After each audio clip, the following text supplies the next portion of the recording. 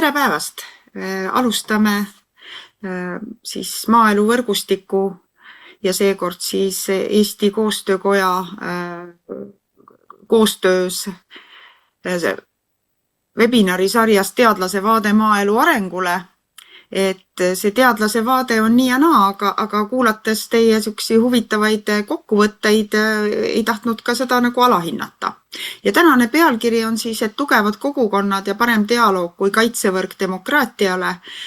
Ja oleme palunud sellest rääkima Kairi Tilga, kes on siis Eesti Koostöökogu juht ja leidsin selliseid toredaid tiitleid sulle sinna juurde nagu osalusdemokraatia ja kogukonna keskse valitsemise eestkõneleja, et sa saad need lahti seletada. Paar sõna siis veel tehnilise poole pealt, et me salvestame seda ja see saab olema järgi vaatamiseks. Kui te soovite, siis võite oma Zoomi nime täiendada, siis on näha, kes küsib. Mikrofonid hoiame väljas. Ja küsimused tulevad selliste teemaplokkide lõpus, aga saab ka samal ajal kasutada chatti, et vaadake, kas te leiate selle chatti üles, aga te saate ka võib-olla leiate sealt reactioni juurest selle käetõstmismärgi, et võite ka häälega meile sisse tulla. Aga chatti jälgin mina. Ja veel kord sellest, et salvestatud webinar läheb siis YouTube'i üles, aga selle lingi me paneme ka tänase ürituse veebilehele ja paneme sinna juurde siis, Kairi, palun ka sinu ettekannet sinna juurde. Ja selle lingi me saadame siis registreerunud osalejatele ja meie listidesse ka. Aga nii palju siis sellest sissejuhatavast jutust ja ole hea, Kairi, mina lõpetan jagamise ja annan ekraani jagamise sulle üle. Nii et palun. Ja tere päevast kõigile siin ja sealpool Eestit. See virtuaalne kohtumine on tore, et saab tõesti kokku saada kõikjalt. Nii, aga ma panen siis oma ekraani kohe jagamisele ja hakkame siis kuskilt minema, et Ave, anna mulle mingi märk, et kas ilusti toimib? Kõik on hästi ja ühtegi segavat atribuuti ka siin ei näe, millest me enne rääkisime, nii et ole hea. Okei. Jah, et nagu tõesti uhkete tiitlitega sai juba siin sisse juhatatud, siis mina olen Kairi Tilga ja võib-olla niimoodi paari sõnaga enda tausta kohta öeldes, et tegelikult olen 15 aastat toimetanud kultuurivaldkonnas, juhtinud väikest muuseumit ja puutunud kokku siis kogu sellise kultuuri ja loomemajanduse tänapäevaste väljakutsetega. Ja nüüd siis 6. aastat toimetan Eesti Koostöökogus avatud valitsemise ja demokraatia teemadega. Ja siis sükene kuskil 5 aastat sellest olen ka süvenenud ja arendanud ennast kogukondade arendamise valdkonnas, läbinud ka Tartu Ülikooli kogukondade arendamise magistrikava, mis siis täpselt 5 aastat tagasi ka avati. Nii et selline väike taust võib-olla ja tõepoolest seda magistrikava läbides ma sain aru, et minu südameteemad said kenasti kokku just kultuuriasutuste ja demokraatia arendamise keskjoonel, ehk et minu selline valdkondlik huvi on tegelikult olnud ankurasutustega seonduvalt, mida ma täna ka kindlasti puudutan, et siis natukene saate võib-olla sellist uut vaatenurka või uut läätse, kuidas selliseid tugevaid asutusi, kohapõhiseid asutusi võiks veel rakendada paikade arendamises. Ja nagu siis öeldud, siis tõesti on täna üks kandev märksõna läbi selle ettekande demokraatia ja ega me ei saa siin Eestis ka kuidagi, ma arvan, hõisata, et me demokraatiast väga palju räägiksime või see kuidagi taandub sellisesse väga iseenesest mõistetavasse väärtusesse, aga tegelikult on vaja sellest palju rohkem väga argisemal tasandil rääkida, täiesti tavavestlustes, ettekannetes, koolides, kogukondades, et tulla toime nende väljakutsetega, mida ma ka kohe puudutan oma ettekandes. Aga jah, et kuna ma jagan ekraani, siis ma tegelikult teie küsimusi väga mugavalt ei näe, kui need tekivad, palun pange need chati või andke kuidagi häält, et saaksime vahele võtta, et minule sobib küll, et kui me saame neid ka jooksvalt arutada, kui teil miski tekib. Ja võib-olla lihtsalt väikse vihjena ütlen, et see, miks mul siin esislaidil on väike Võõpsu elutoa joonistus, siis sellele saate ka vastuse selle ettekande jooksul. Nii, hakkame siis minema, vaatame, kas meil läheb see edasi kah siit. Ja 2 sõna Eesti koostöökogust ka, et tõepoolest Ave natukene palus, et ma avaksin ka seda asutust. Võib-olla ta oma nii-öelda nime poolest ei ole ülearu tuntud, aga võib-olla need tegevused, mida me teeme või need põhisambad, mida me igapäevaselt arendame, on teile rohkemal või vähemal määral siis tuntud. Et tõesti, me oleme siis Vabariigi Presidendi allasutus või siis selline sihtasutus, mis on loodud presidendi kantselei juurde kunagi Toomas Hendrik Ilvese poolt. Ja meie selline põhikirjaline eesmärk on toetada Eesti demokraatia arendamist ja seirata ühiskonnas neid teemasid, mis on võib-olla natukene veel vajavad avaliku arutelu alla toomist ja kuidagi nad on sellised pikaajaliselt ühiskonna arengut mõjutavad, mis ei ole ühe või teise ministeeriumi vastutusvaldkond, vaid pigem teemad, mis on valdkondade ülesed ja mõjutavad laialt ühiskonna toimimist. Kuidas me seda seiramist ja avaliku arutelu tekitamise ülesannet teeme? Me teeme seda läbi Eesti inimarengu aruande koostamise, ehk et me tõesti juba 2007. aastast meie kontori all siis antaksegi välja Eesti inimarengu aruannet ja need aruanded, eriti nüüd viimased aruanded, võiks öelda viimased 5 aasta aruanded on kindlasti väga märkimisväärse mõju ühiskonnas esile toonud ja tõesti tekitanud arutelusi ja avaliku diskussiooni teemadel, mis ennem olid väga killustunud või võib-olla isegi veel kuskil äärealadel nii-öelda. Ja praegu hetkel on käimas aruande koostamine, mis peaks siis päädima järgmise aasta alguses ilmumisega ja selle fookuses on haridus ja haridus just siis selle niisuguse vaatenurga alt, et kuidas tänane haridus oma plusside ja miinustega väljendub siis ühiskonnas toimetulekul, et kui inimene saab haritud, siis kas see nii-öelda ka realiseerub ühiskonnas toimides, et kus need kitsaskohad on just siis nagu sealt eri valdkondade ja väljapoolt haridussüsteemi nii-öelda hariduse poole vaadates. Et selline põnev väljakutse on siis hetkel ligi 50 teadlasel, kes seda aruannet koostavad käsil. Ja teine selline suur tegevusliin on siis meil jah, tõesti selline demokraatia arendus ja võib-olla siin meie kõige nähtavam või tuntum bränd on rahvaalgatusportaal, kus siis kõik Eesti inimesed saavad luua algatusi, ettepanekuid, saata neid Riigikogule või kohalikule omavalitsusele ja ühtlasi siis digivahendeid mugavalt kasutades ka kaaskodanike allkirju sellele mugavalt koguda. Et see on tõesti oma sellises ülesehituses, et läbi digikeskkonna on võimalik seadust rakendada, sest see kollektiivsete pöördumiste seadus on 10 aastat tagasi juba Riigikogu poolt vastu võetud, et seda võimalust kodanikele on seaduse järgi loodud, et on võimalik esitada ettepanekuid ja kaasa rääkida poliitika kujundamises nii kohalikul tasandil siis kui riigi tasandil ja et seda saab nüüd täna läbi sellise väga turvalise e-ID-d kasutades siis turvaliselt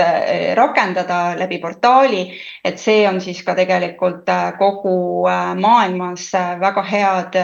tunnustust leidnud ja vastukaja saanud, et meil käiakse õppimas, et kuidas sellist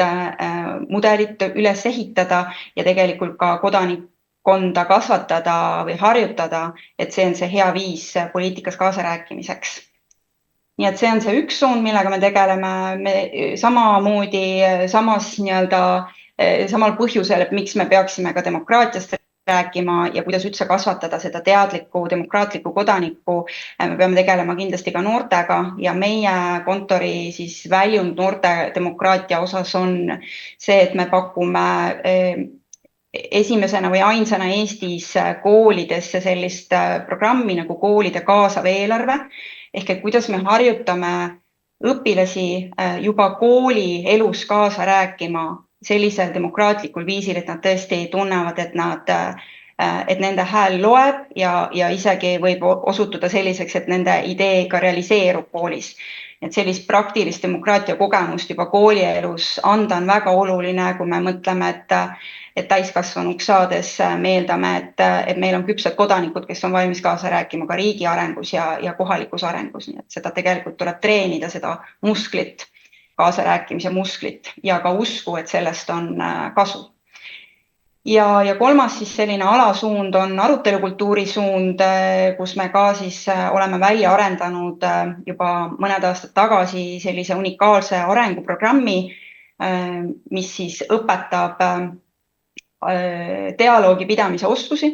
ja me oleme seda arenguprogrammi saanud erinevate projektide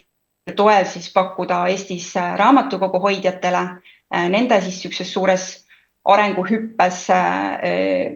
mis siis peaks väljenduma selles, et raamatukogud on aina enam kogukonnakeskused ja kogukonna kokkutoojad, et ka selliseid oskusi on siis raamatukogudele väga vaja, kuidas neutraalses kohas ikkagi neid kogukonnale olulisi teemasid arutada ja vahendada võib-olla ka siis kohalikule omavalitsusele. Ja nüüd on meil 2 aastat olnud võimalus seda arenguprogrammi viia kohalike omavalitsuste ametnike ja juhtidele, et siis ka 24-25 inimest on erinevatest Eesti omavalitsustest läbinud selle programmi ja mingisugused muutused juba oma igapäevatöös on see kindlasti aidanud ellu viia mingid muutused. Nii et laias plaanis siis sellega tegeleb Eesti koostöökogu täna. Ja lühidalt markeerin siis ka, et mis teemasid ma täna siis tahaks puudutada, et tõesti, kuna ma alustasin sellest, et me ei räägi piisavalt palju või liiga palju veel demokraatiast ja üleüldse selle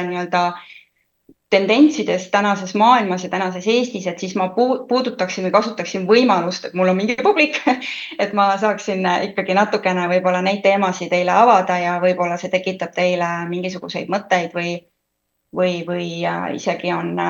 käivitab mingisugused muud tegevused ka enda jaoks. Räägime kindlasti kohalikust tasandist, see on see, mis on kindlasti minu huviorbiidis nii erialaliselt kui ka tööalaliselt.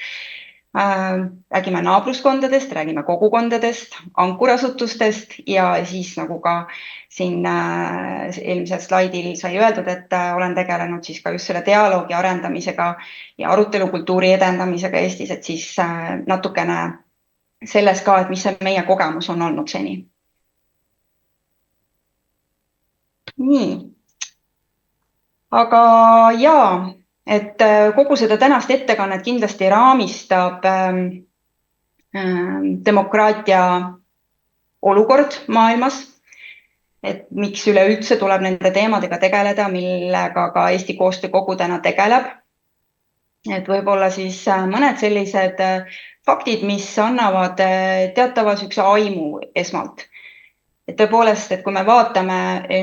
mida erinevad demokraatiat mõõtvad indeksid maailmas esile toovad, siis läbivalt on ükskõik, kuidas seda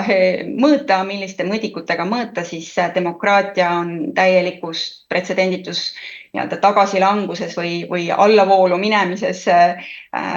kogu maailmas. Ja võib-olla siis eelkõige ilmestabki seda ka selline protsentuaalne võrdlus, et täna siis kogu maailma rahvastikus tõesti 72% inimesi ei ela vabas maailmas ja vaid 28% elab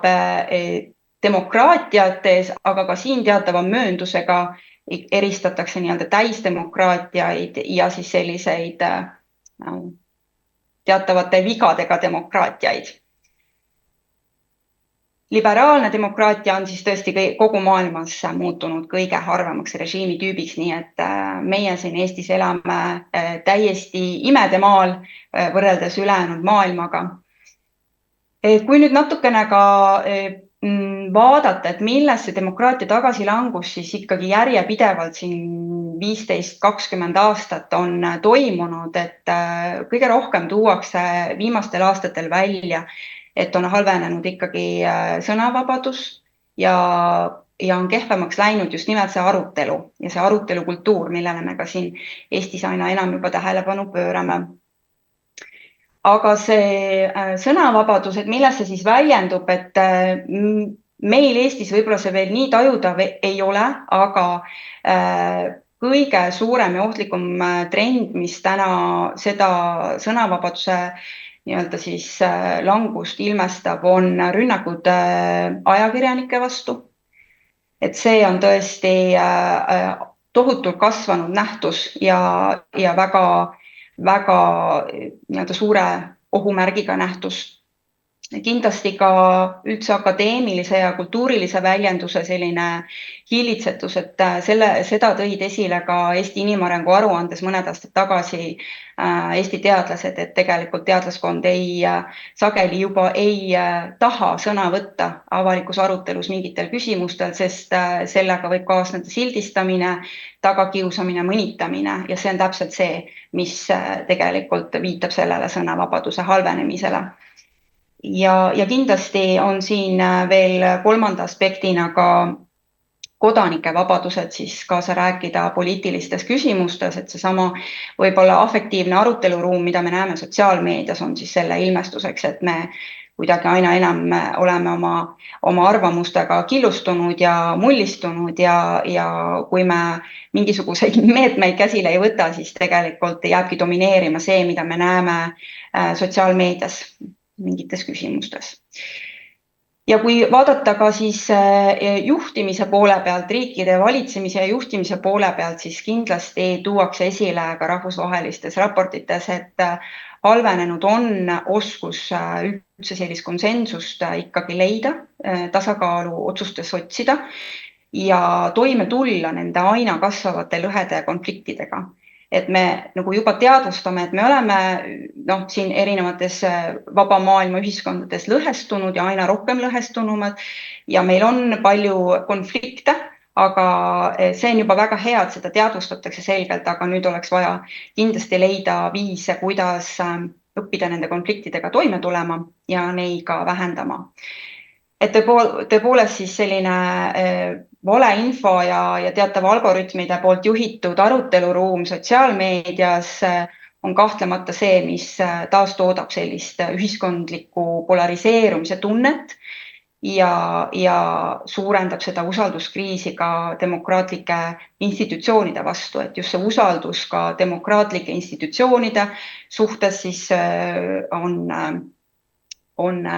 mitte ainult kindlasti Eesti probleem, vaid laiemalt nähtus, mis tänast demokraatia tervist iseloomustab. Et selline kokteil on jah väga toksiline ja ta mõjub demokraatiale väga halvasti. Et sellised mõned faktid alustuseks, et olukord on halb ja sellest tuleks kindlasti palju rohkem rääkida. Viimase sellise rahvusvahelise võib-olla slaidina ma tahaksin esile tuua väga värskelt ilmunud Maailmapanga sellist ohuraportit, kus siis just väga suure hulga ekspertide toel määratletakse ära lähiaastate kõige olulisemad riskid ühiskondade arendamisel ja siis pikemaaegsed riskid. Ja lähiaja perspektiivis, 2 aasta perspektiivis on toodud just nimelt seda valeinfo levikut, mis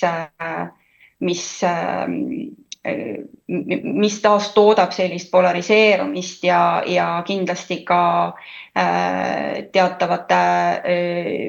vähemusgruppide kuidagi marginaliseerimist ja ka ebavõrdsust, et siis seda on peetud kõige suuremaks riskiks, nii et igatahes tuleb sellega väga selgelt tegeleda, ühiskondliku polariseerumisega tuleb selgelt tegeleda, et need on riskid, mis sõna otseses mõttes vähendavad võimalusi ka näiteks majandust arendada.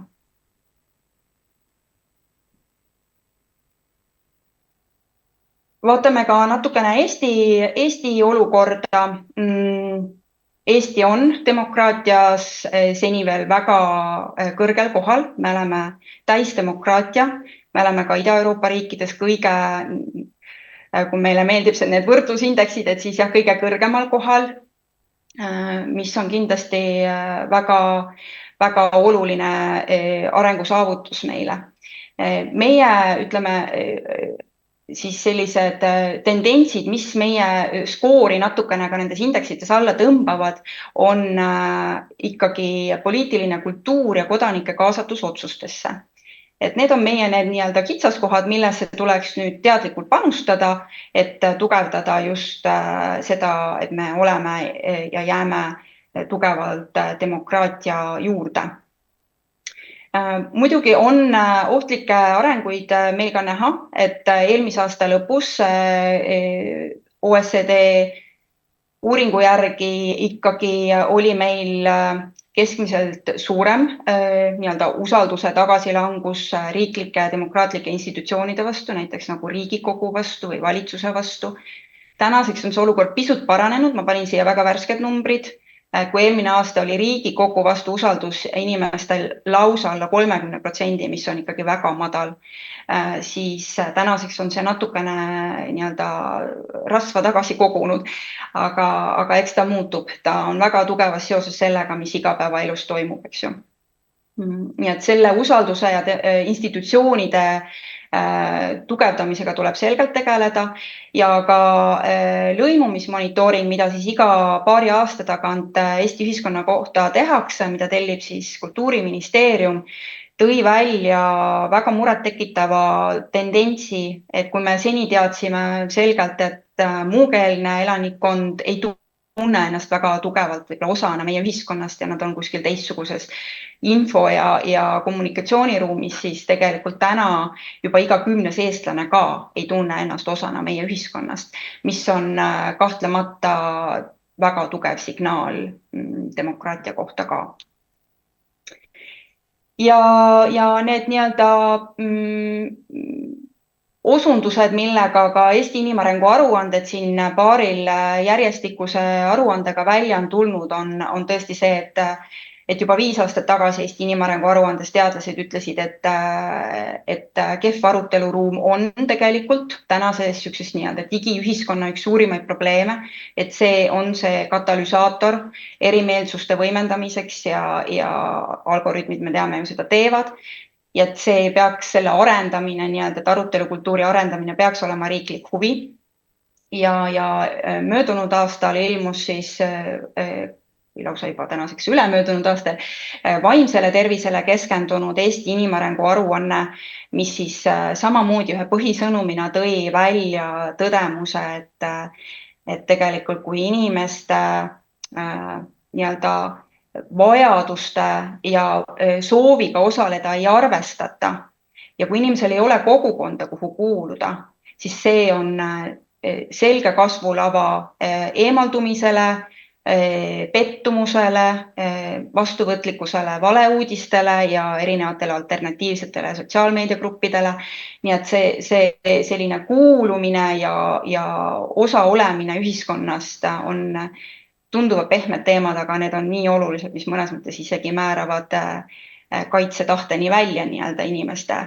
inimeste tundeskaalat. Ja ehk, et ma nüüd hakkangi vaikselt jõudma juba sinna kogukondade teema poole. Et tõepoolest tegelikult, kui me räägime demokraatiast, siis demokraatia minu jaoks on seal, ma olen siia redeli metafoori pannud, on seal tipus. Et kõige all,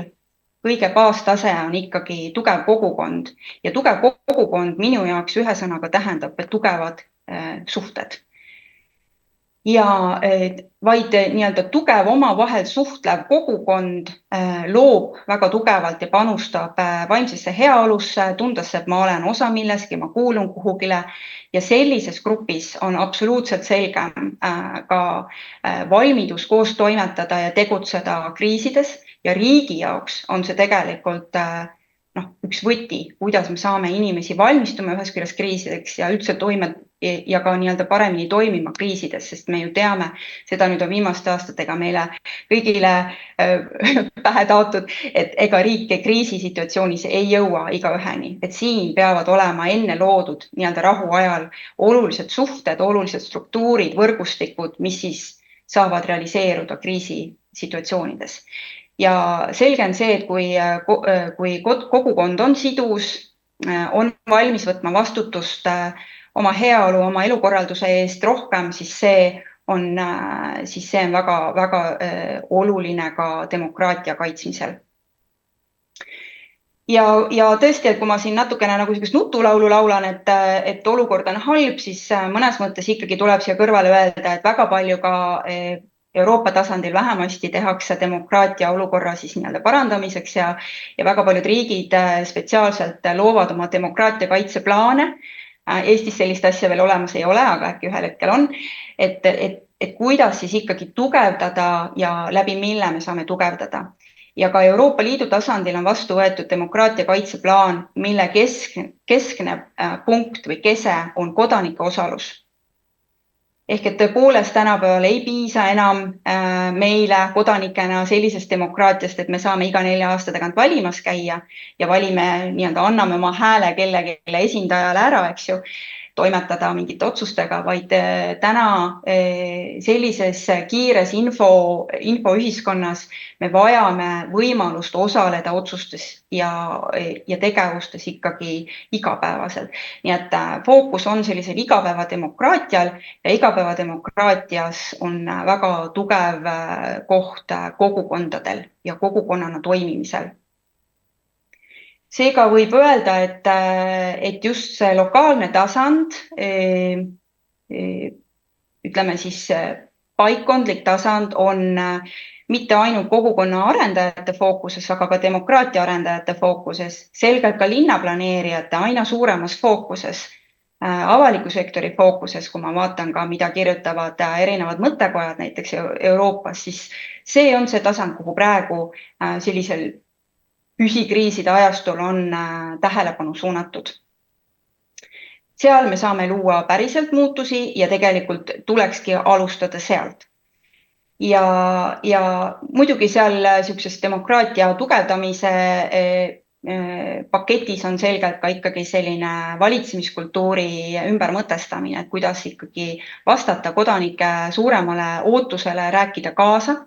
ja olla otsuste juures, mis puudutavad meie, ma ei tea, elukeskkonda või toimimist kuskil kodukandis, et läbi selle, kui me saame päriselt mõjutada ja kodanikena olema kuulda võetud, saab kasvada usaldus, mis on ka demokraatia jaoks ääretult oluline.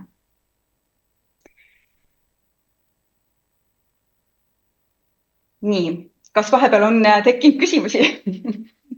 Ei, keegi ei ole siia midagi kirjutanud. Ma küsin, kas keegi soovib kätt tõsta ja küsida. Ma hetkel ei näe. Ma paar asja võib-olla, et oleks nii-öelda monoloogi asemel dialoogi toon omalt poolt siia. Et väga suur tänu sulle juba selle osa eest, mida sa rääkisid ja sa panid juba väga mitme asjaga mõtlema. Et esiteks, jah, Eesti inimarengu aruanne on väga tähtis ja ma jäin mõtlema selle peale, et kuna me oleme tegelikult, ega meil siin häid aastaid ei ole olnud ja need eelarved on muudkui väiksemad ja väiksemad, siis igasuguseid uuringuid minu meelest tellitaksegi vähem. Nii et teie Eesti inimarengu aruanne nagu järjest rohkem see olulisus lausa tõuseb, sest käia meie maaelu võrgustikus kunagi oli ka meie eelarved hoopis rõõmsamad ja ka ise sai selle või teise asja peale siin mingeid uuringuid tellitud, aga eks eelarve tõmbab selle kokku. Et ma arvan, et sa lähed vist selle regionaalarengu juurde veel ja siis võib-olla on mul veel mõned küsimused, sest meie oleme siin eelkõige nagu nii-öelda siis maapiirkonna osas. Aga ma tooksin veel 2 mõtet, mis sa tõid välja ja mille peale ma hakkasin mõtlema ja ma ei tea, kas sa võib-olla siis ka veel juurde kommenteerid. Et kui sa ütlesid, et inimesed, näiteks teadlased ei taha üldse väga palju kommenteerida, et nad kardavad või noh, isegi, et sa satud selle kiusu kätte, siis tõepoolest kuidagi väga kergesti me satume kiusu kätte. Ja ma pean tunnistama, et kuigi ma olen juba elukogenud inimene, aga ega see nahk ei ole nii paks midagi, et kui sa oled saanud võib-olla kuskilt paar negatiivset kommentaari, siis sa ei kipu enam arvama. Ja nüüd ma mõtlen selle peale, et aga minu jaoks näiteks, noh, ütleme, on see veebikeskkond ja mingisugune chatikeskkond ja see ju, noh, ütleme ikkagi väga väikse tähtsusega. Ja ma ei lähe sinna Facebooki, ma ei lähe sinna Twitterisse või X-i või sinna, aga ma mõtlen järjest tõsisemalt sellele noorte põlvkondale, et mis on nende, kui oluline see nende jaoks on ja nad kasvavad selles nagu üle, et sind väga kerge on sind kiusata. Ja teiseks, jah, võib-olla nii palju ei olegi, jah, et see kiusamisühiskonda, et ta on nii, tõesti nii suureks läinud. Ja siis veel võib-olla see teema ka kiiresti, et demokraatia ja kui kergesti ta võib ära kaduda kuskil või kui sa nimetasid, eks ole, et me oleme siin heas seisus, et meie oma silmad on ju siin paari viimase aasta jooksul näinud, et eks ole, et suur naaberriik, keda me oleme kartnud, eks ole, ühel hetkel lihtsalt otsustab ja ajab mis tahes mulli suust välja, miks ta peaks, eks ole, miks ta tahab nagu teist riiki lihtsalt ära vallutada ja me juba suhteliselt külmalt suhtume uudistesse, kui palju iga päev keegi nagu seal surma on saanud. Aga veel suurem üllatus on see, eks ole, kui üks teine suur riik teatab, et eks ole, nüüd me tahaksime nagu võib-olla Gröönimaad ja nüüd me tahaksime seda Kanadat. Ja me oleme ka nagu niimoodi, et ahah, et et mis me nüüd sellega peale hakkama. Nii et tõesti, kõik on üliõrn ja see, mis sa mõtled, et ei saa olla, saab küll olla. Nii et võib-olla selle bloki peale nagu sellised kommentaarid minu poolt. Keegi teine ei ole kirjutanud, keegi teine ei ole kätt tõstnud, aga võib-olla siis me saame edasi. Ja aitäh, väga olulised mõtted, et võib-olla ma praegu siit väga ei lasku veel nii-öelda omal poolt kommenteerimisse, aga et lähme edasi ja vaatame, et äkki lõpus saame veel arutleda nendel teemadel. Aga jaa, et nagu ma juba ütlesin, siis fookus on väga selline lokaalne, kus nii-öelda nähakse neid lahendusi või siis neid positiivseid arenguvõimalusi. Ja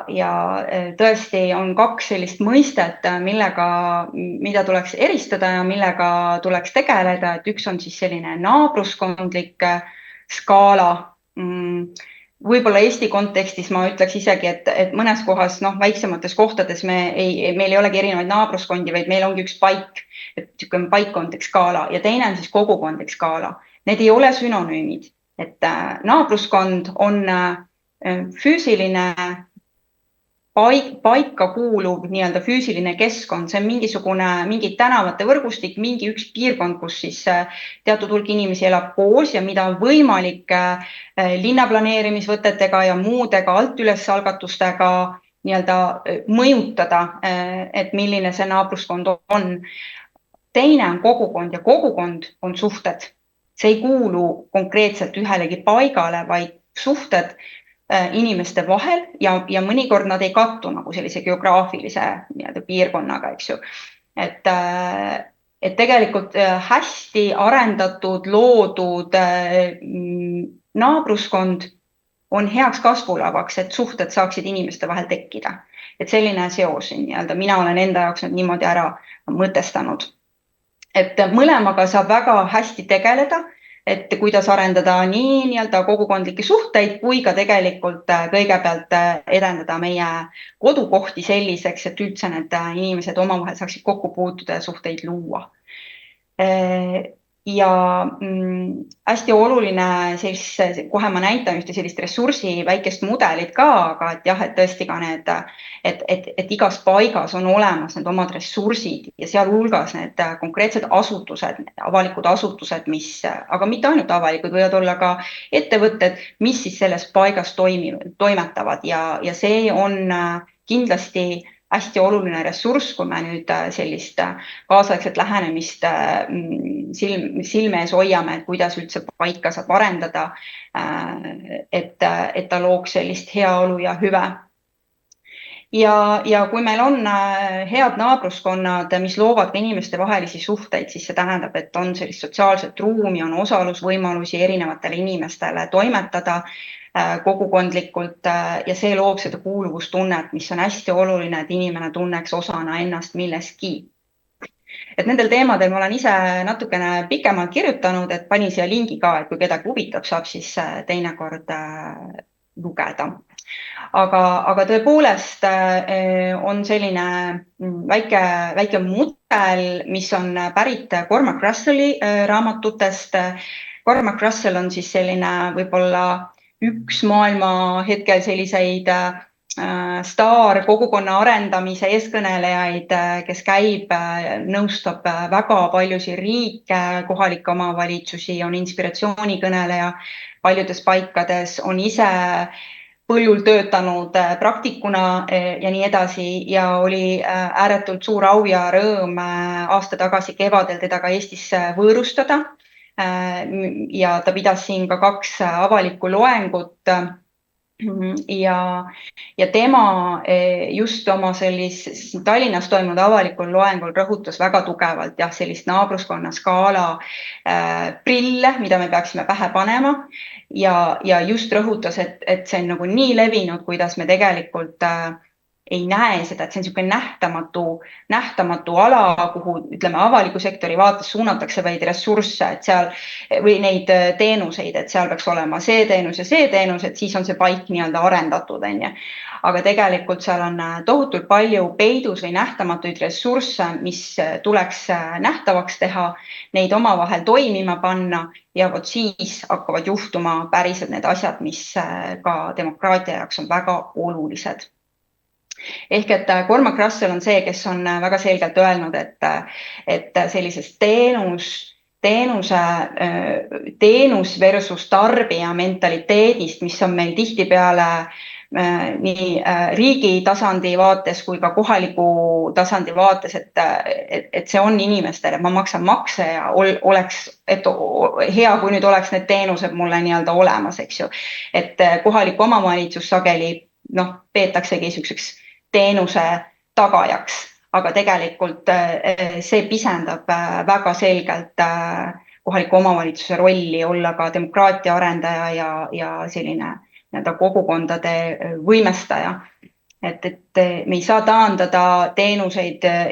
ainult sellisele tarbimise mudelile ja see ongi tupiktee, sest me teame, et üks kriis muutub uueks kriisiks ja nii edasi, et see tänane maailm on väga kompleksne ja kompleksne maailm toodab aina rohkem vajadust uute teenuste järele, et see on tupiktee. Me ei jõua neid vajadusi mitte kunagi tegelikult täita, et piisavalt oleks teenused tagatud kõikjal, ma ei tea, näiteks Eestis samaväärselt, see ei ole võimalik. Ehk et me peame vaatama alternatiive ja Cormac Russelli ja paljude teiste kogukonna arendajate ja eeskõnelejate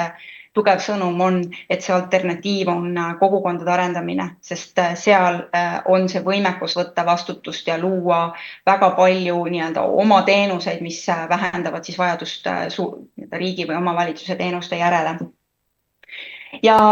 mulle endale lihtsalt meenus seda teemat natukene läbi mõeldes siin ise ka veel, et meil on ju olnud ka meedias neid lugusid, kus me näeme, et näiteks seesama, kui vanainimesed on üksikud ja meie vanainimesed näiteks võrreldes Euroopaga on väga palju üksildasemad, siis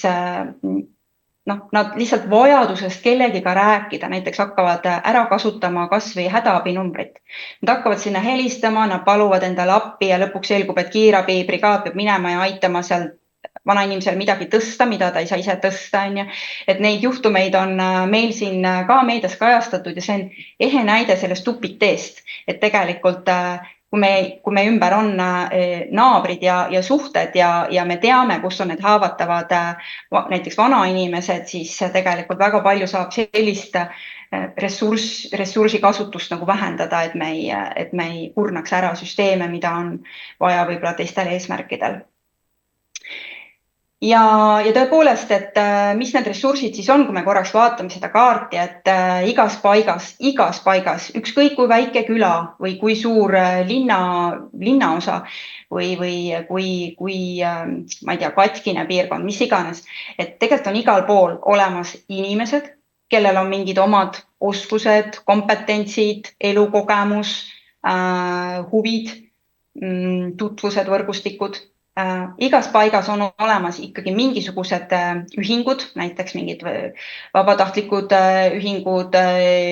kes käivad koos seal, jahimehed või kogukonnaselts või mis iganes nii-öelda vabatahtlikul baseeruv seltsing, ühing. On olemas igas paigas mingid püsiasutused, kas see on raamatukogu, on see kool, kirik, mis iganes. Mul on siin endal ees natukene,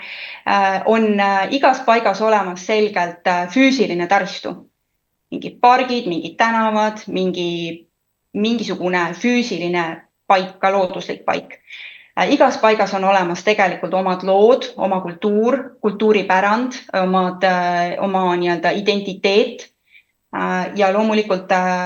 enamasti igas paigas on olemas ka mingit sorti ettevõtlus. Et neid nimetatakse paigaressurssideks ja see on see nii-öelda, kuidas siis kaardistada meie nii-öelda olemasolevaid ressursse.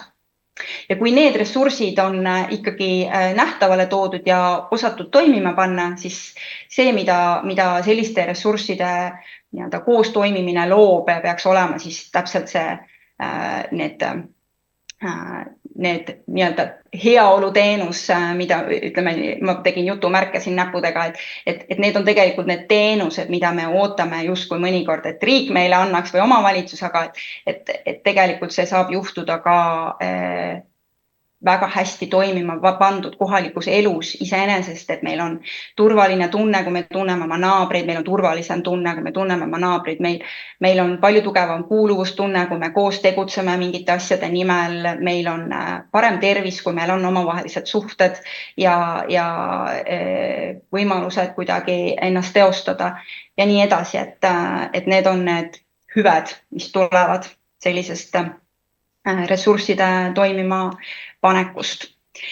Ja nagu siin eelmisel slaidil on, siis need kohalikud asutused on kindlasti see, mis on see minu enda huviorbiit olnud, millest ma ka alguses korraks ütlesin, mida sageli nimetatakse, võib-olla Eestis on see veel uus termin, ma julgeks öelda, et ma isegi võib-olla eestindasin selle termini, et on ankurasutused. Ehk need on siis sellised kohapõhised, üldiselt avalikku teenust või avalikku rolli täitvad asutused, mis siis on lisaks enda sellisele põhifunktsioonile võtnud vaevaks või missiooniks panustada ka laiemalt enda käes olevaid ressursse, olgu selleks mõnikord siis enda ruumid, enda maja ümber olev aed, enda inimeste oskused, kompetentsid, aga mõnikord ka lausa enda raha, et arendada ja edendada just kohalikku elu. Ja sellisteks ankurasutusteks üldiselt, ütleme, rahvusvahelises mõttes peetakse peamiselt just selliseid suuremaid asutusi, näiteks ülikoolid või haiglad või suuremad kolledžid, koolid. Aga tegelikult viimase 10 aastaga on väga tugevalt ka teaduskirjanduses toodud esile just ka väiksemate, eriti kultuuriasutuste rolli, näiteks raamatukogud, muuseumid, aga mõnes paigas hoopis külamaja või mõnes kohas kogudused, kirikud, et see on päris erinev. Aga kuigi ütleme ka sellises teaduskirjanduses vaadatakse päris laialt ja teadlased ei ole võib-olla kõiges ühel meelel, siis 4 sellises põhifunktsioonis või põhitunnuses ollakse ikkagi ühel meelel, et kõige tähtsam on see, et see asutus on püsivalt mingis naabruskonnas või piirkonnas, et ta ei liigu sealt ära paremate tingimuste saabudes. Ta on nagu mingi maamärk. Teine on see, et tal on üldiselt selline mittetulunduslik funktsioon. ja tal on mingi mõju kohalikku majandusse, ta on kas mõnel puhul suur tööandja või ta on ikkagi tööandja ja ta rakendab siis seda oma kapitaliga näiteks kohapõhiseid teenuseid tellides ise, näiteks kohalikult toitlustajalt teenuseid tellides või nii edasi. Ja hästi tugev on just siis see tunne või see nii-öelda missiooni tunnus ka, et soov teha rohkem, kui see võib-olla põhifunktsiooni ette näeb. Ehk et tõepoolest ankurasutuseks me saame nimetada siis neid asutusi, kes on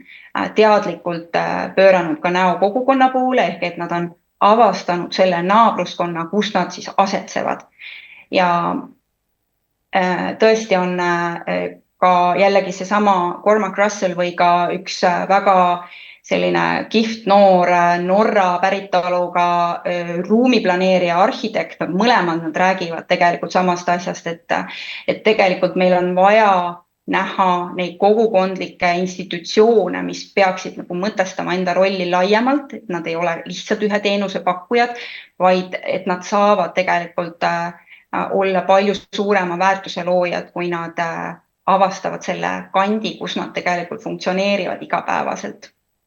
Ja Cormac Russell on ka väga tabava tsitaadi öelnud, et tänane aeg lihtsalt et me ei saa lubada tänasel ajal endale selliseid monofunktsioonilisi asutusi, kes on kui saared nagu muu maailma keskel, et see lihtsalt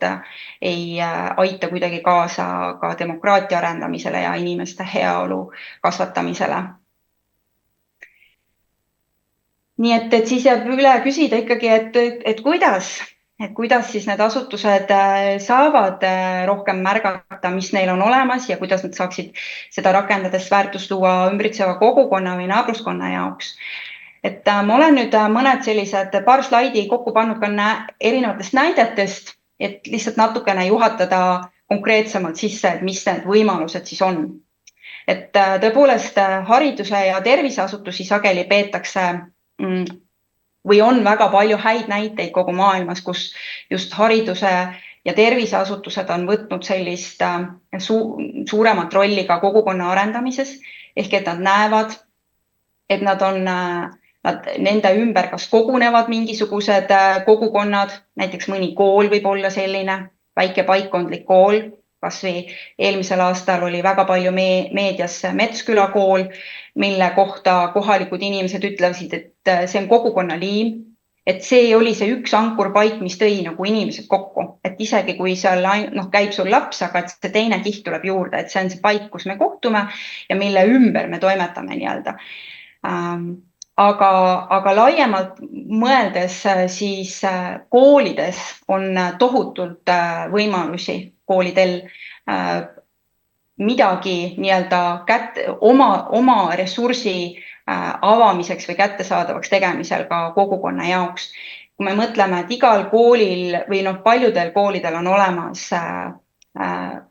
aula, on olemas näiteks sportimisvõimalused, kas majas sees või majast väljas staadionil, on olemas väga hea varustusega kooliköök näiteks, et need on väga head ressursid, mis tihtipeale paraku pärast koolipäeva lõppu pannakse lukku ja seisavad täitsa tühjalt. Samal ajal kui kasvõi, kui ma vaatan, nagu Tallinn on suure nii-öelda linna näide, aga põhimõtteliselt, et on Mustamäe kool, mis on sulgenud oma staadioni ja seal ümber, see kool on ümbritsetud suurtest paneelmajadest, kus kõik lapsed siis ei pääse ligi sellele staadionile, et neil ei ole tegelikult seda vaba ja veetmisvõimalust sellel samal staadionil, mis seisab tühjana. Et õnneks Tallinn on seda nüüd ära muutmas ja aina rohkem liigub sinna, et staadionid peavad olema ligipääsetavad kõigile. Aga et see põhimõtteliselt see hoiak on kindlasti ankurasutusele omane hoiak, et ma märkan enda käes seisvat ressurssi, mida tegelikult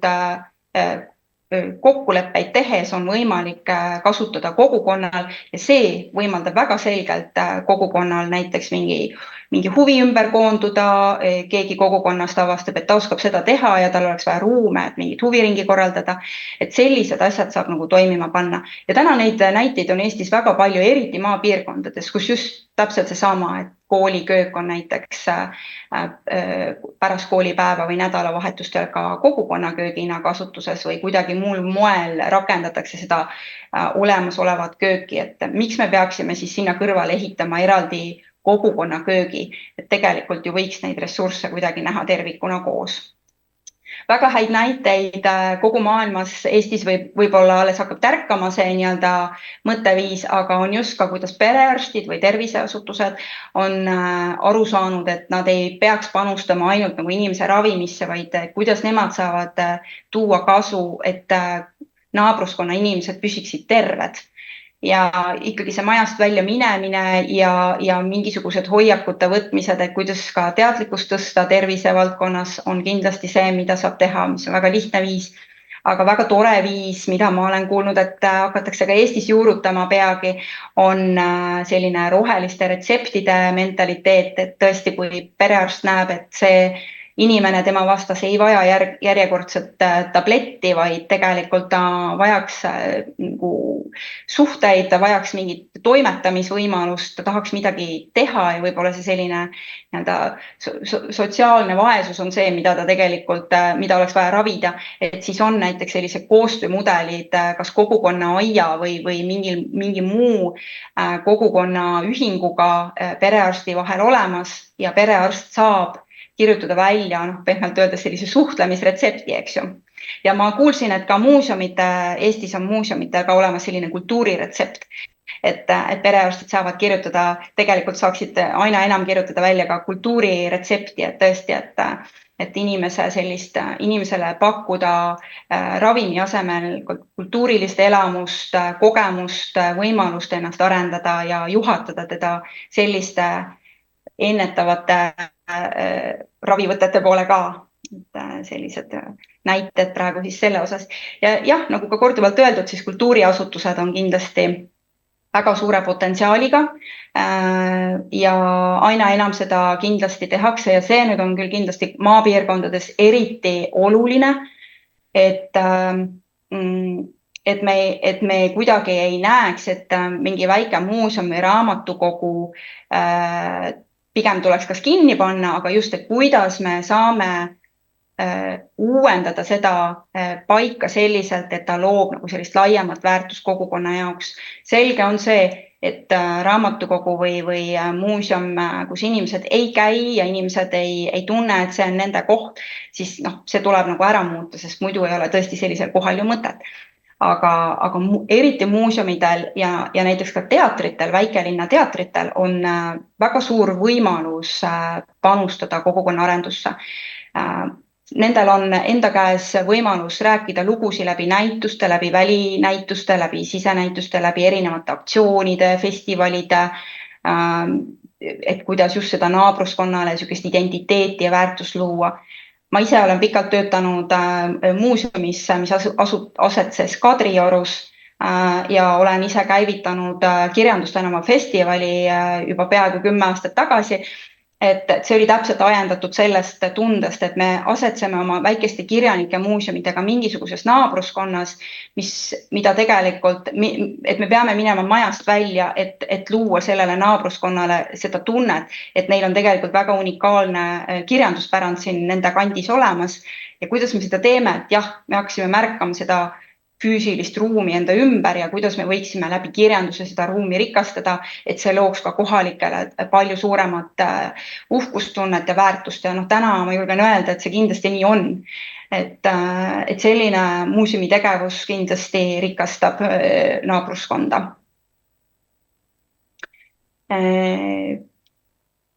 Ja ma tõin raamatukogud siia eraldi välja, sest see on minu enda sügav kirg, et raamatukogu on tõepoolest demokraatia kontekstis ka ääretult unikaalne institutsioon ja ta loob tohutult palju selliseid nähtamatuid väärtusi või mõju, mida me täna veel ei oska kahjuks kinni püüda. Ja ma tean küll, et tegutsetakse selles suunas, et sellised mõõdikud tuleksid, et me oskaksime mõõta ka raamatukogu mõju mitte ainult kvalitatiivses mõttes, et tal on mingisugused numbrilised näitajad, mitu külastajat või laenutust, vaid just see, et mida ta tegelikult tähendab inimesele, kohalikule inimesele, kes saab käia raamatukogus, kes saab seal kas tuge e-teenustele ligipääsus, kes on lihtsalt ära kuulatud, kes saab kultuurile ligi, saab kohtuda endale oluliste kirjanike või muusikutega,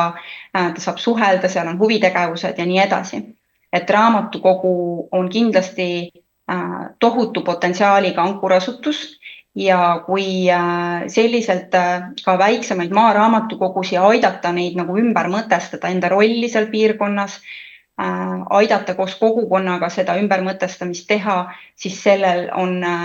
tegelikult tohutu väärtus, mida saaks väga selgelt mõõta ka majanduslikus mõõtmis, et mis ressursse see kokku hoiab, kui me tegelikult paneme ühes väikses külas raamatukogu õitsema. Tean ise palju raamatukogu hoidjatega suheldes, et raamatukogu teeb täna selgelt sotsiaaltööd, kultuuritööd, IT-spetsialisti tööd, et neid rolle on väga palju, mis aeg on raamatukogule pannud ja ilmselgelt tuleb nende ootustega ka tegeleda, et kuidas see rolliküllus ei kurnaks ära raamatukogu hoidjaid, aga samas oleks siin vaja sellist teadlikku suunamist ikkagi, et me raamatukogud jääksid alles, sest nendel on tegelikult tohutu potentsiaal seal paigaarenduses. Ja nii. Kas siinkohal keegi tahaks midagi jagada, küsida? Ja meil on tulnud üks kirjalik küsimus chatti, sul on veel slaide, aga ma loen ette ja mul oli endal ka umbes sama mõte, et Kristiina kirjutab siin niimoodi, et ma loen ette, sest võib-olla kõik ei saa ka chatti lugeda, et kui lihtne või keeruline on praktikas haridusasutuste ruume kasutada. Kas seal pole nõudeid, mis raskendavad seda? Näiteks võõrad ei tohi territooriumil viibida, ohutusnõuded köögi kasutamisel, vastutus selle eest, et keegi kasutab ja viibib seal. Ja võib-olla ma siin kasutan siis oma hääletoru ja ütlen seda juurde, et ma mõtlesin just neid samu asju, et me oleme ju oma need koolid ja kooli hooldekogud on tavaliselt olemas, aga nende eesmärk on, eks ole, hariduslikud, et olla seal ikkagi eelkõige lastele ja nii edasi, et võib-olla selliste kogude nagu mõtestamine peaks ka laienema, aga nii, nüüd sa kuulasid seda küsimust ja minu heietust siia otsa, et Ja ma olen ise ka väga palju kuulnud seda sama hirmu või kuidagi seda kohe eos tekkivat pidurit, et ilmselt siin on mingi 1000 asja, miks me ei saa seda teha. Aga kindlasti saab nende hirmudega tegeleda ja otsida lahendusi, et ma olen täna ise tõesti kokku puutunud koolidega, kes toimivad niimoodi, et nad nagu lubavad enda ressursse kasutada, nad näevad, et sellel on kasu, et seesama kui ka pärast koolipäeva näiteks lapsevanemad saavad trenni teha samas majas või et see kõik seob tegelikult seda piirkonna inimesi omavahel ja see kool elab. Ja tegelikult seda sama suundumust rõhutab ka Arenguseire Keskuse üsna hiljutine selline lühiraport, mis võttis just maakoolide fookuse ja seal oli selgelt välja toodud, et meil on täna väga palju selliseid monofunktsioonilisi koole, kelle uksed on suletud pärast koolipäeva ja tegelikult seesama rõhuasetus, et meil ei ole nagu vaja mõõta ka selle maakooli väärtust selles, kui palju elanikkonda seal ümber elab, vaid just selles, et kuidas see kool suudab uueneda ja kohaneda selle naabruskonna vajadustega, et mida ta kõike saaks pakkuda tegelikult, kasutades enda ruume, enda maja ümbrust, mis iganes. Ja teine võimalus selleks on ikkagi see ühe katuse alla mitme teenuse kokkutoomine, eks ju, et mis tegelikult ka Arenguseire Keskus oma raportiga näitas ära, et päästes maakooli, pannes teda kogukonnakeskusena rohkem toimima ja näiteks sinna katuse alla võtta ka raamatukogu või noortekeskus või mingi muu teenus, et siis tegelikult selline mudel aitab ka neid teisi väikseid killustunud teenuseid võib-olla sulgemisest päästa. Et kui me toome nad kõik kokku ühe sükse kogukonnakeskuse alla, et siis see on üks viis nagu mõelda, kuidas me neid ressursse tegelikult saame säilitada. Et see oli mõnes mõttes ka täitsa selline uus teema sinna maapiirkondade arendamise juurde ja et noh, et me nii kergekäeliselt ikkagi ei sulgeks, sest Excel näitab, vaid et tegelikult otsiks neid lahendusi, kuidas saab ja saab tegelikult küll. Aitäh sulle ja selle vastuse eest ja ma siit natukene küsiksin kohe juurde või seda, et kui oluline on just see vabatahtliku töö ja Eestis on veel üks müüt või noh, mitte müüt, vaid ütleme väga selline nagu selline tunne, et kui sõna vabatahtlik, et siis ongi kõik vaba ja siis ei tohi sinna nagu anda, et see on ju kõik vaba. Minu väide on selline, et vabatahtlik koordineerimine peab olema professionaalne. See, kes seal osalevad, jah, nemad saavad panustada juba selle, teise ja kolmanda asjaga ja vot siin ongi just seda, et näiteks korraldada ja veel kord tulla näiteks selle sama juurde, et me eeldame, et see koolidirektor jaksab kõike ja see muuseumi direktor jaksab kõike ja kui ta on selline noor särasilm ja väga ideeline, nagu sina olid, et sa tõmbasid selle, aitäh sulle tõesti selle kirjandusfestivali eest, et seda käima tõmmata. Aga kuskil on jah, ja siis, et mul ei ole isegi koristajat, kes siin pärast koristab, eks ole, mul on siin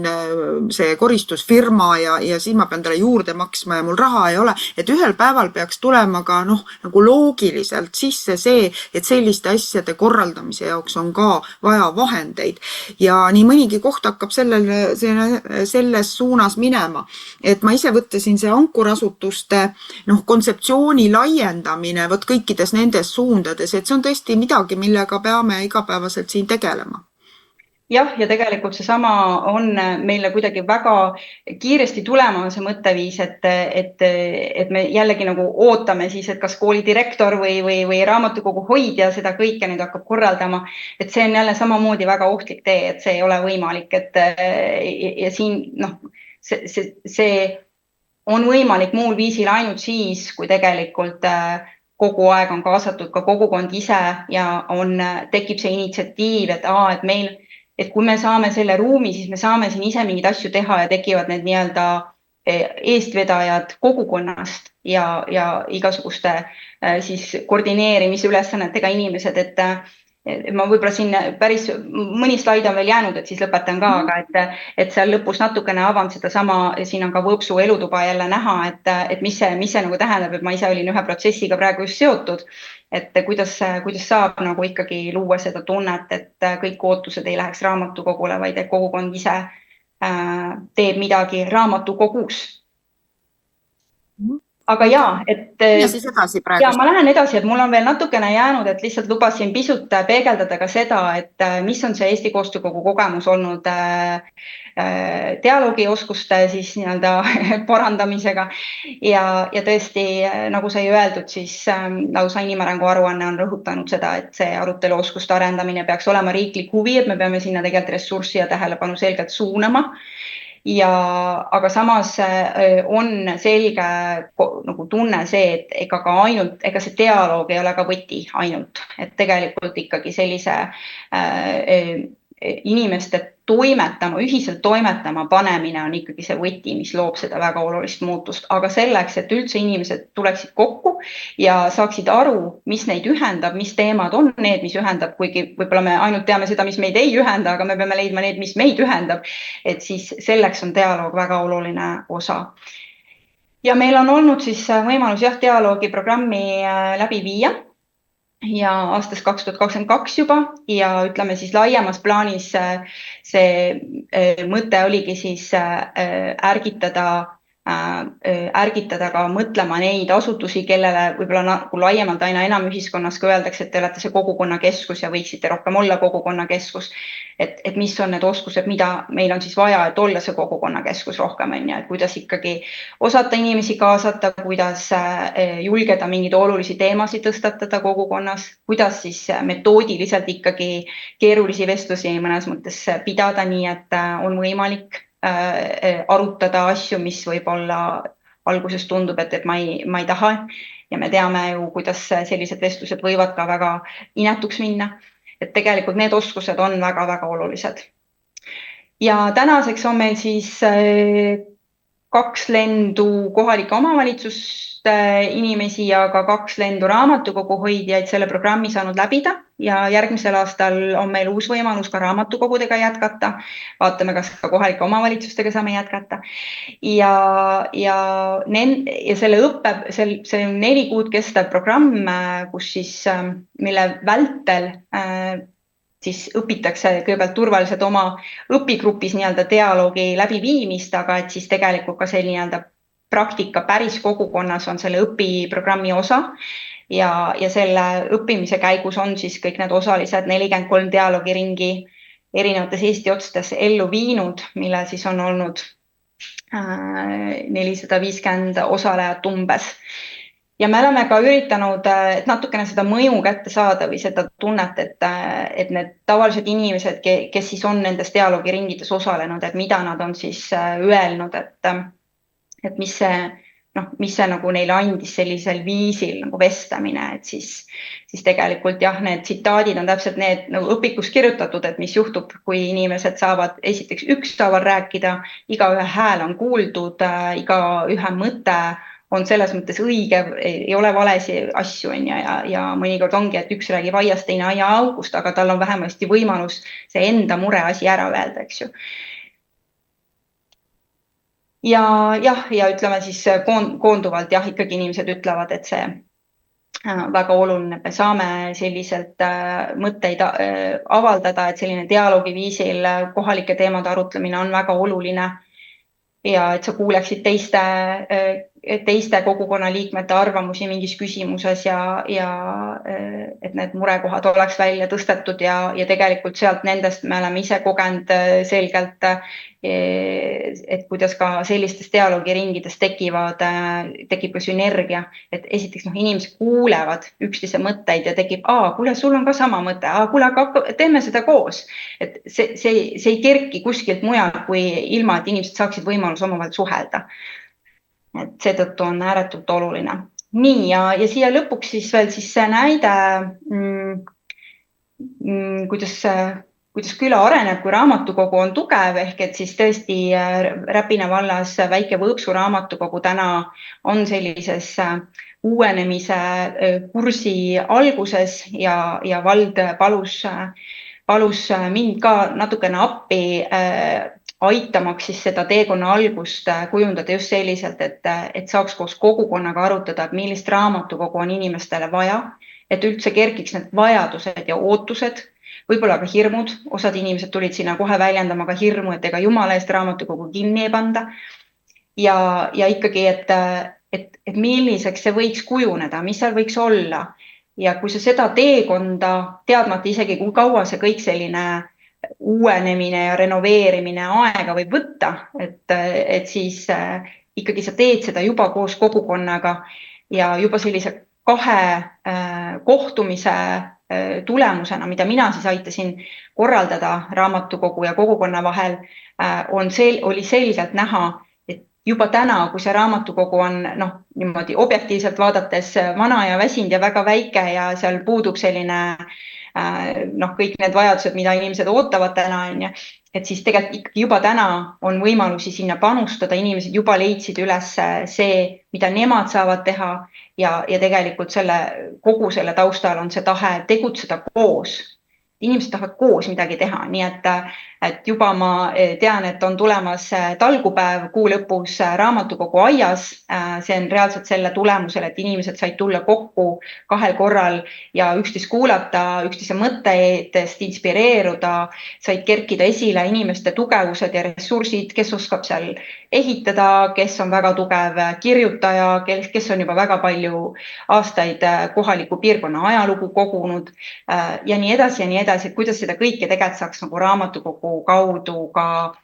kasutada ja rakendada ja võimendada, aga ütleme, kõige taustal on see, et inimesed tahavad teha midagi koos ja miski peaks aitama neil selle võimaluse tekitada ja siit pealt loodetavasti nad saavad ise edasi, et tekivad initsiatiivgrupid mingite teemade eestvedamiseks ja nii ta läheb. Et see on nagu hästi oluline, mida tuleb aidata sellistel ankurasutustel ellu kutsuda ja teha. Nii, ja ongi täitsa lõpp ma isegi ei uskunud, et ma nii kaua suudan rääkida, aga nii siin ma olen. Et tõepoolest see, mis mu pealkirjaks oli, see demokraatia kaitsevõrk, et tugevad kogukonnad ja tugevad suhted on see ja see parem omavaheline dialoog saab ka kerkida ikkagi sellest, kui me üksteisega kokku puutume ja ühiselt tegutseme. Et see on oluline demokraatia kaitseks ja me peaksime märkama neid olemasolevaid ressursse ja mitte keskenduma nii palju sellele, mis on puudu, vaid just see, mis meil on olemas, mida me saame tugevdada ja meil on väga palju olemas ja seda tuleb lihtsalt õppida märkama ja tegelikult üksteisega nagu seda jagada. Ja tõepoolest, et meil on vaja, et need naabruskondades, paikkondades olevad ankurasutused võtaksid seda suuremat rolli. Et seda lihtsalt aeg nõuab, sest keegi peab aitama inimestel kokku tulla, kuskil peavad olema need kohtumisruumid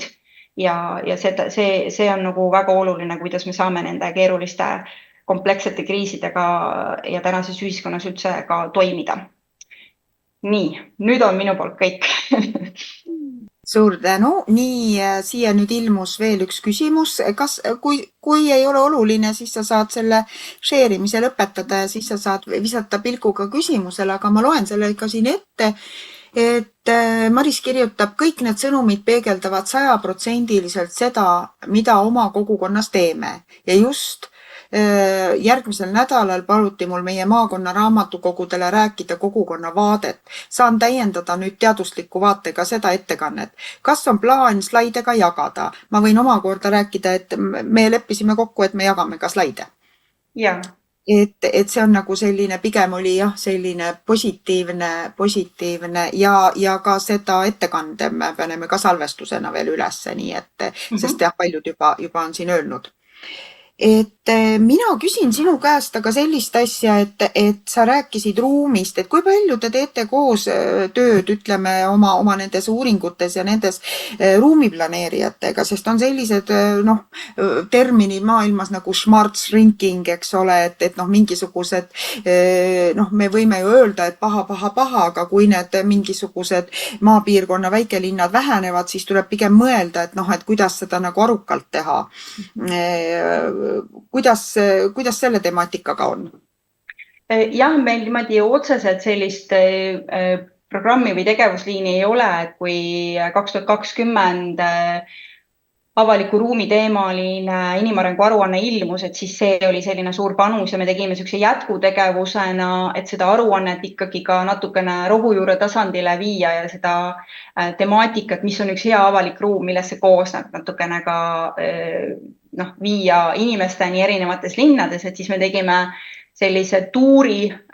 väikelinnad või kõikides maakonna keskuslinnades, kus me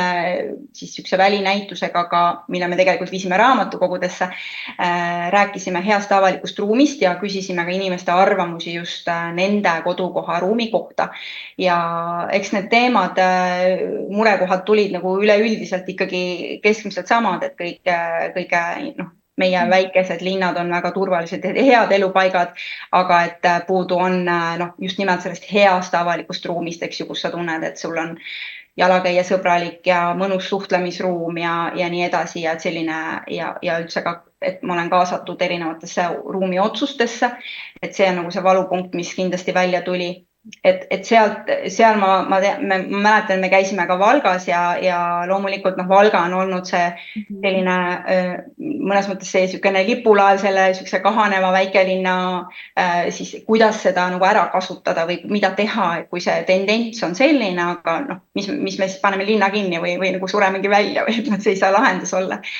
Et tegelikult need lahendused on olemas ja linnaplaneerijad ruumiga tegelevad täna aina enam tõesti otsivad neid pehmeid kohti, mis tegelikult loob seda elukeskkonna osas sellist positiivset tunnet ja inimesed tegelikult, ma olen väga palju kuulnud, kuidas mis iganes kohas on ikkagi tugev kogukondlik liikumine, on mingisugune inimesed on ärksad ja toimub väga palju asju, siis see meelitab. Ja tegelikult see võib olla väga atraktiivne ka nii-öelda elanikkonde juurde saamisel, et sinna, kus juba midagi toimub, sinna tahetakse juurde minna, et see on selles mõttes nagu tark investeering, aidata oma kogukonna tugevaks, teha selline ruum, kus nad saavad toimetada, nagu ruum siis nii-öelda ka psühhosotsiaalses mõttes, eks ju, et mitte ainult füüsilises mõttes, aga jah, et see loob paigale atraktiivsust ja tegelikult see on regionaalarengu mõttes nagu väga oluline teema, mis minu meelest on praegu, võib-olla teil on teistsugused kogemused, aga minu meelest see on alamärgatud või kuidagi üleüldse nagu ka poliitika kujundamise vaates veel üldse nagu sõnastamatagi võib-olla. Ma olen sinuga selles mõttes väga nõus, sest ka see temaatika kogu aeg areneb selles vastastikuses dialoogis. Nii et ütleme siin ruumiloojate arhitektidega ja ega siis me võtamegi, et me kuuleme arhitekt, eks ole, et esimene asi on, et ehitame uue maja, eks ole, aga keegi siin ütles just televisioonist käis ka läbi, kui räägiti Tartust ja nendest saalidest ja nii edasi, et kuulge, kas me olemasolevaid kasutame, et see on ju ka see, millest sina täna rääkisid, et võib-olla meil on olemas, sinna tuleb kuhugi õhk sisse elu sisse tuua ja vaadata, kas me saame ja alati ei ole see nii, et tehke, eks ole, tulge kohale, tehke, et ja kõik see, millele siin viitas, eks ole, ka Kristiina, et on olemas omad teatud reeglid ja miks pärast mingid ruumid on ja võib-olla me oleme ka bürokraatiaga kinni jooksnud siin kuskil nende küsimustega. Mul tuli kohe näited juurde, et aga me oleme väga paljudest asjadest juba elus üle saanud, et kes siin on minuealised või vanemad mäletavad ju, kuidas sünnitusmajadesse absoluutselt ligi ei saanud, eks ole, isad seisid reas akende all, eks ole, ja mingid nööridega tõmmati mingisuguseid apelsiine sinna ülesse ja lehvitati ja näidati ja täna, eks ole, me ei kujuta ette, et mis asja, et see on pigem nagu, et oi, et juhtus suur äpardus, eks ole, et ma ei jõudnud õigeks ajaks, et midagi ei juhtu ja ükski laps ei ole sellega kätte, eks ole, et sünnitusmaja uksed on lahti või isegi basseinidesse. Ma pidin võtma arsti tõendi, et mu varbavahed on terved, et minna basseini. Täna selliseid asja ei küsita ja kui, et mingid muud põhjused on, kui nendes basseinides juhtub midagi ja täpselt samuti nende kogukonna köökidega ja kõige muuga. Aga üks küsimus on mul veel. Sa kirjutasid ühel slaidil kenasti, et omavalitsus ei ole teenusepakkuja ja elanik ei ole klient. Aga meil käib praegust usinasti riigiasutustest selline asi nagu teenusdisain ja selline, oled sa kursis, kas me äkki oleme natukene vanamoodsad, sest tulevad uued kontseptsioonid ja tulevad jälle ja igas kontseptsioonis on omad mingid plussid ja miinused, eks ole, aga et tahtsin selle kohta küsida. Ma arvan, et teenusdisaini mõtteviis on iseenesest ikkagi väga kasulik, et see on ikkagi jälle see, et kellele me neid asju teeme ja et kas see vastab sellele vajadusele ja ikkagi koos sihtrühmaga tegemine. Et ma arvan, et see on vajalik, aga pigem nagu rõhutaks just seda, et omavalitsus ei saa olla ainult teenusepakkuja, et ta kindlasti peab teenuseid pakkuma, see on tema ülesanne ka, aga et ta ei saa, et me ei tohiks nagu taandada teda ainult selliseks teenusepakkujaks ja et me kodanikena ei ole ainult kliendid ja tarbijad, eks ju, et see selline kliendikeskne elukorraldus versus kogukonnakeskne elukorraldus võib-olla ongi see hästi oluline tasakaalu koht, mida tuleks nagu otsida, et me ei läheks nagu kaldu võib-olla ei ühele ega teisele poole liialt, et võib-olla see on nagu pigem see, mis ma rõhutaks hea meelega. Nüüd on pikk küsimus kirjutanud Jaak siia, et kas sa saad seda ise ka chatist lugeda, ma katsun seda üles võtta ja see oli ka üks teema, mida ma tegelikult mõtlesin, et kui tahan küsida, et tänab sind hea ettekande eest ja ütleb, et see puudutab, kui eelkõige, kui eesmärgid on kogukonnas samad. Küsida nõu, kui on lõhestunud kogukond, kui puudub huvidialoogi vastu ja ma võib-olla siin kõik on saanud lõpuks vähemus, jah, et ahah, probleem tekib siis, kui juurtega põliselanikest on saanud lõpuks vähemus ja enamuse moodustavad need, kelle peamine huvi on müüa ostuhinnast kallimalt ning selle saavutamiseks näiteks maapiirkonnast igasuguse loomapidamise ja selleks vajalike tingimuste likvideerimine. Sarnane trend neelab külasid üha kaugemal tõmbekeskustest ja demokraatia kindlustab, et enamuse soovi saab jõuga läbi suruda. Nüüd sisalduvadki paljud mu ümberkaudsed külad sisuliselt kahte vastupidise eesmärkidega kogukonda ja KOV toetab mõistagi enamust. Kas sellisele olukorrale on üldse olemas muu lahendus kui vähemusse jäänud põliselanike lahkumine? Ma küsiks siia võib-olla lõppu, et ma kuulsin, et te olete oma nendel kogu sellel koolitusel käsitlenud ka Suurbritannia kogemust, kus on kogukonna lepitajad. Kas see teema võiks ka siia haakuda, aga sa said seda probleemi siin lugeda ja mis sa Jaagule vastaksid?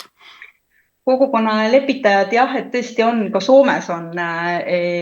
täitsa, see lepitamise valdkond on seal väga palju arenenum. Ja siin eriti paar aastat tagasi, kui meil kerkis Nursipalu teema siin Eestis, et siis tegelikult lahendusi otsides või nii-öelda siis üldse, et lahendusi ei ole, et meil on vaja kuidagi, kes neid osapooli nüüd ikkagi mingisugusel viisil uuesti lepitust otsima paneb, et tõepoolest seda mingit teatud kriisis ei ole võimalik dialoogiga läheneda, et see on ikkagi üks metoodika, mis ei ole nagu kuldvits, aga lepitus on teine võimalus, aga laias plaanis on ikkagi see küsimus, et kuidas üldse, ikkagi nagu üldse, kuidas ma saan kohtuda selle teise naabriga, isegi kui ta on nagu see teistsugune, ta on teisel eesmärgil võib-olla ka soetanud ja tal ei ole ka huvi, väga palju ju uuselanike põlistesse vanadesse kohtadesse lähevad, kes tahavadki olla eraldatud, et nad ei taha üldse kogukonnaga toimetada, eks ju. Ja see on minu meelest väga aktsepteeritav asi, aga samas kindlasti on tal mingi huvi, mida, kuidas seda nagu teada saada, mis on see tema käivitaja, mis teda tooks välja ja võib-olla paneks või kuidagi võimaldaks tal ka saada osaks. Et ikkagi eks see suhete loomine on keeruline ja see vajab nagu mingisugust sellist järjepidevat tööd ja ega see lihtne ei ole tõesti, kui see on juba kuidagi selliseks vastasseisuks või et meie siin need ja nemad seal need. aga see, ma ütleks, see peab olema võimalik ja see kindlasti on tehtav, aga ta vajab ikkagi natukene metoodilisemat lähenemist ja neid nii-öelda kontaktivõimalusi, et pehmelt. Kas täna on võimalik kuskilt endale kutsuda mõni kogukonna lepitaja või isegi kui me teda ametlikult ei ole? Minu teada ei ole. Sest tegelikult on ka siin teema väga tõsine, tõesti kõik need, mis siin juba läbi käisid ja me ise kuuleme ja näeme ja väga raske on teinekord öelda tõesti, et kellel on õigus, eks ole, ühel on oma õigus, teisel on teine õigus ja võib-olla kuskil on vähem seda pahatahtlikkust, kes tahab võib-olla ainult osta, müüa, vahetada ja lõppude lõpuks on meil ka äripidamise õigus, eks ole, ja mida iganes, eks ole. Sest lihtsam on teinekord isegi vabandust öelda abieluga, eks ole, et inimesed lähevad lahku ja võib-olla draama on suur ja haiget saavad paljud, aga kui terve küla läheb lõhku, siis kõik ei saa ära kolida, eks ole, ja siis ongi väga, ongi elu on rikutud, eks ole. Ma võin lihtsalt siia killuna, et selle kohta võib-olla saab ühtist millagi lugeda ka, aga tegelikult tõesti mul praegu meenus, et muidugi ju katsetatakse hetkel, nii-öelda moodsas keeles piloteeritakse siis Vormsi saarel, kus on ka ikkagi viimaste aastatega väga tugevalt tekkinud seesama selline püsiela või nii-öelda põliselanikud versus siis uued tulijad. ja võib-olla mingid sellised maailmavaatelisemad hoiakud ka nagu saare arendamise vaates. Et see konflikt on nagu nii tugevaks läinud, et tegelikult nüüd seal proovitakse Dagmar Narusseni eestvedamisel, kes siin pidi teile loengut ka, eks ju, pidama, aga tuleb vist sügisel, nagu ma aru sain. Et siis võib-olla Dagmar juba ka oskab rääkida, et kuidas see piloot, no millised need tulemused olid, sest nemad lähenesid siis, Dagmar on Eestis avatud dialoogi maaletooja, see on spetsiifiline metoodika, mis on nagu üle võetud just sellisest rehabilitatsiooni valdkonnast. See on väga häid tulemusi just nagu seal toonud ja teda on Eestis kuidas seda öeldagi, siis Sotsiaalkaitseamet ei ole, ühesõnaga see SKA, eks ju, on seda Eestis võimaldab, aga et nüüd esimest korda Dagmari juhtimisel püüti seda rakendada ka katkise kogukonna peal, et kuidas sa taastad inimeste vahelise üksteise kuulamise olukorras, kus nagu kõik suhted on justkui nagu tundub, et siit me edasi ei saa. Et neid mudeleid otsitakse, et noh, võib-olla jah, et ta ei ole nagu nii otsesõnu lepitamine, aga see on mingisugune ikkagi strateegiline lähenemine, et kuidas uuesti seda nullpunkti tekitada, et okei, et me kuskilt ikkagi saame edasi, isegi kui me oleme täiesti eriarvamustel mingitel teemadel. Kuidas edasi elada, et kui me oleme eriarvamusel ja võib-olla ka kõik need suhted. Kas on veel, meil oli siin mitu, neid teemasid on nii palju ja need on nii huvitavad ja mina ütlen omalt poolt, et selle ankur teemadega võiks edasi minna ja seda kontseptsiooni laiendada ja tõesti siin kaasata ja see on selline pidev protsess, et tõesti need uued, me näeme juba neid uusi protsesse siin ja seal. Aga et meil on ka aega oleks seda lahti käinud. Üks küsimus oli mul veel, et kas te jõuate ka koguda edulugusid ja neid nagu peegeldada omal mingil veebilehel või kuskil? Eks me püüame vähemasti neid arenguprogrammi mõju ja seda edulugu küll ikkagi tahaks kätte saada. See on väga keeruline, aga no, selle nimel tuleb ikkagi tööd teha. Et see on kindlasti jah, see üks soov, sest tõepoolest need head näited, seda kõige rohkem tahetakse kuulda, neid päris näiteid, kuidas mingeid asju on tehtud, et see on väga inspireeriv. Ja kui keegi siin ütles, et raamatukogud kuskil juba toimetavadki täpselt nii, siis see tõesti nii on, et mul õnnestus eelmine või oli see üle-eelmine nädal juba ka nendel samadel teemadel vestelda raamatukogu hoidjate ühingu ja muuseumide ühingu sellisel ühisel koolituse päeval. Et siis need näited, mida seal praktikud tõid, kas väikestest muuseumitest, erinevatest piirkondadest Eestist või siis raamatukogudest, et täpselt see ongi nii, et juba toimitaksegi nii, aga ei mõtestata võib-olla nii palju veel enda sellist rolli ikkagi, et elu on lihtsalt nii läinud, et raamatukogust on see keskpunkt saanud, aga et seda ka hakata enda jaoks sõnastama, et ka laiemalt nagu teiste jaoks ka nähtavaks saada, et me teeme siin nagu tegelikult seda asja, sest et see kasvatab seda ja seda asja. Ja et nii saab ka seda otsustajate silmis seda nii-öelda väärtust palju nagu laiemaks luua, mis raamatukogu täna loob või muuseum mõnes paigas. Ja üks märksõna veel juurde näiteks päris huvitavaks ja omamoodi võib-olla ka liikumiseks läheb muuseumikaart. Ja. Sest muuseumi üksikkülastus on juba nii kallis, et sa tõesti 3 korda mõtled, kas sa lähed. Ja isegi sooduspileteid, mida ei pruugi igal sammul ja väga üliodavalt sugugi olla, siis muuseumikaart on täna ja võib-olla annab sealt isegi veel mingisuguseid, ütleme, koostöö elemente välja luua. Küsin veel sinu selle meeskonna kohta, et kui palju teie jõuate, ütleme siis nii-öelda kohtadele, te juba isegi seal korraldate, et kas kui keegi pöördub või küsib või jaksate te nõustada kedagi veel? No nii ja naa, et natukene oleneb jah, et siin võib-olla peabki konkreetse asja puhul vaatama, et eks me oleme väga mikroasutus ja püüame teha seda, mida saame ja vaadata, kus me nagu kõige rohkem saame seda muutust luua või seda võimendust, mida on vaja, et siis mingite teemade ees kõnelemine on kindlasti üks võimalus, aga et jah, et vaatame seda nagu olukorrapõhiselt, et ilmselt jaksu nagu igal pool käia kogu aeg ei ole, aga niimoodi kuskil osaleda kindlasti jällegi on, eks ju.